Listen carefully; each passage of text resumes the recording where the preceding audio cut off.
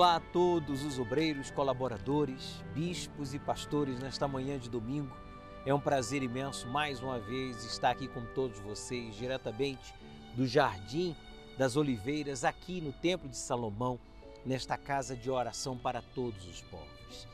Vamos dar continuidade ao estudo da segunda epístola de Pedro à igreja, aos primeiros cristãos, na Ásia Menor. Paramos no versículo 10. Prepare aí a sua Bíblia e deixe-me fazer uma oração. Senhor Espírito Santo, muito obrigado. Iniciamos mais uma semana e esta semana vai ser a última deste ano, aonde vai acontecer. Nós ligamos aqui agora na terra, ligamos agora com milhares de servos espalhados pelo Brasil afora, que aconteça nesses últimos dias do ano o que não aconteceu em todos os meses, em todas as semanas deste ano. Pois o Senhor trouxe à existência todas as coisas visíveis e invisíveis por meio da Tua palavra em 6 dias. Ó Espírito Santo, em Tuas mãos eu entrego esta reunião. Se há alguém doente, que seja curado. Se há alguém ansioso, preocupado, triste, desanimado, que seja fortalecido e que a Tua palavra, meu Pai, oriente a todos nós, pois o Senhor não quer perder nenhum de nós. Em Tuas mãos eu entrego esta reunião e você que concorda, respire profundo. Graças a Deus. Veja aí, versículo 10 do capítulo 1 da segunda epístola de Pedro. Portanto, irmãos, procurai fazer cada vez mais firme a vossa vocação e eleição, porque, fazendo isto, nunca jamais tropeçareis. Bem, durante 3 semanas nós temos estudado e meditado nas virtudes que devemos acrescentar à nossa fé, que é a diligência, que é o conhecimento, a temperança, a paciência, a piedade, o amor fraternal e o amor. O Espírito Santo deixa claro que todo verdadeiro cristão que acrescenta à sua fé essas virtudes, ele jamais, está aqui ó, a palavra, ó, nunca, jamais tropeçareis. Bispo, eu não quero cair, nem eu. Bispo, eu não quero, em meio às provações, ser reprovado. Eu não quero ser como foi o Alex, por exemplo, né?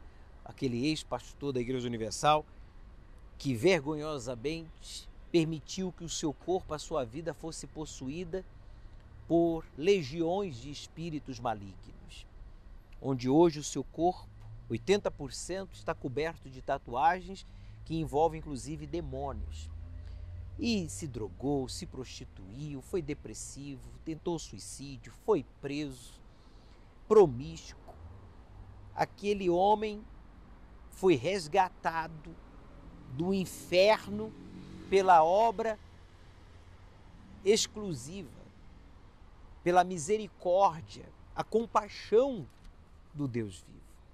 E se você e eu não queremos cair, tropeçar, nunca, jamais, a gente tem que acrescentar essas virtudes à nossa fé. Veja que não basta apenas ter fé, não basta apenas ter boas intenções ou querer servir, fazer a obra de Deus, ajudar as pessoas. Nós temos que acrescentar à nossa fé estas virtudes. E ele diz assim, ó, fazendo firme a vossa vocação.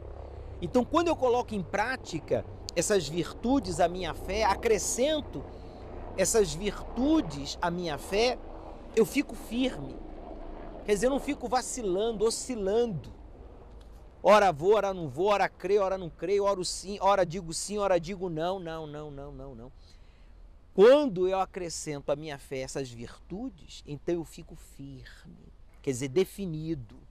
Uma fé sólida, uma fé constante, uma fé perseverante, uma fé inteligente, obediente.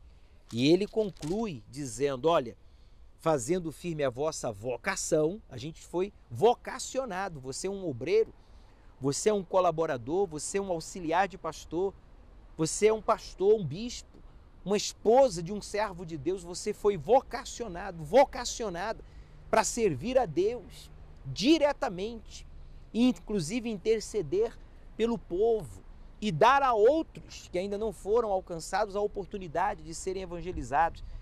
Mas ainda assim você e eu temos que fazer firme essa vocação e eleição.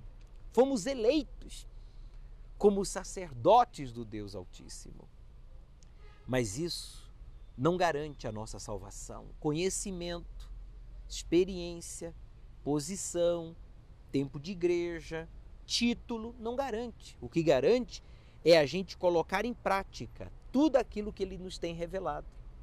Isso faz você amadurecer na fé, isso faz você crescer na fé, isso faz você desenvolver a sua salvação. Isso faz com que a gente desenvolva a nossa salvação. E ele então diz assim, olha, por que eu devo fazer isso? Fazendo isto, nunca, jamais tropeçareis. Não é que a gente vai ser perfeito, mas é que a gente não vai tropeçar em erros que outros cometem, que a gente vai reparar, não para condenar, não para julgar, mas para a gente se policiar e não cometer os erros que eles estão cometendo. Quando a gente aplica essas virtudes à nossa fé, então a gente aprende com os nossos próprios erros. A gente avalia sempre a nossa fé, o nosso caráter, as nossas escolhas, ações e reações, se ela se encaixa com a palavra de Deus, se está alinhada com a palavra de Deus ou não. E claro, quem é batizado com o Espírito Santo não é bobo. Quem é batizado com o Espírito Santo tem discernimento, tem visão, tem entendimento e consegue ver e reconhecer, não, isso aqui não está certo. Eu não estou reagindo ou agindo ou falando ou pensando ou fazendo como está escrito na palavra. E eu não aceito isso. E então você se conserta, você se humilha, você busca, você então se aprimora e faz assim então firme a sua vocação e a sua eleição. E dessa forma você continua andando. Você não vai tropeçar. Não é maravilhoso? Ele então diz mais, olha só, versículo 11. Porque assim vos será amplamente concedida a entrada no reino eterno de nosso Senhor e Salvador Jesus Cristo. Quer dizer, para a gente entrar no reino dos céus, nós temos que nos aperfeiçoar, nos aprimorar aqui agora, já.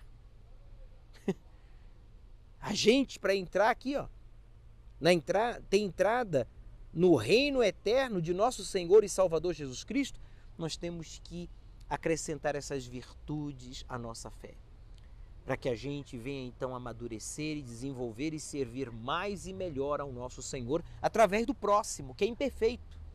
É importante falar sobre isso. Para servirmos a Deus, o nosso serviço a Deus está ligado ao próximo, que é imperfeito, falho, pecador, ingrato, materialista, invejoso e tantas outras coisas. Nós, seres humanos, somos assim. Mas quando nós acrescentamos essas virtudes à nossa fé, a gente não olha a pessoa, a gente olha a alma. Como Jesus, que não olhava as multidões como via as outras pessoas. Ele via as multidões como ovelhas sem pastores, quer dizer, almas. Como é que você vê o povo da sua igreja? Obreiro, por favor, me responda. Pastor, como é que você vê as pessoas aí da sua igreja? Você, colaborador. Ah, é uma pessoa antiga, uma pessoa que está sempre murmurando. Como é que você vê o outro obreiro? Como é que você vê o auxiliar de pastor? A esposa do pastor com maus olhos? Não esqueça que quem é espiritual vê a outra pessoa como uma alma e respeita a alma, porque Jesus, ele considerou a nossa alma. Porque eu não vou considerar a alma do meu próximo? Se o meu Salvador se entregou para salvar a minha alma e a alma do próximo, quem sou eu para menosprezá-la? Não é verdade? Ele está falando aqui, ó.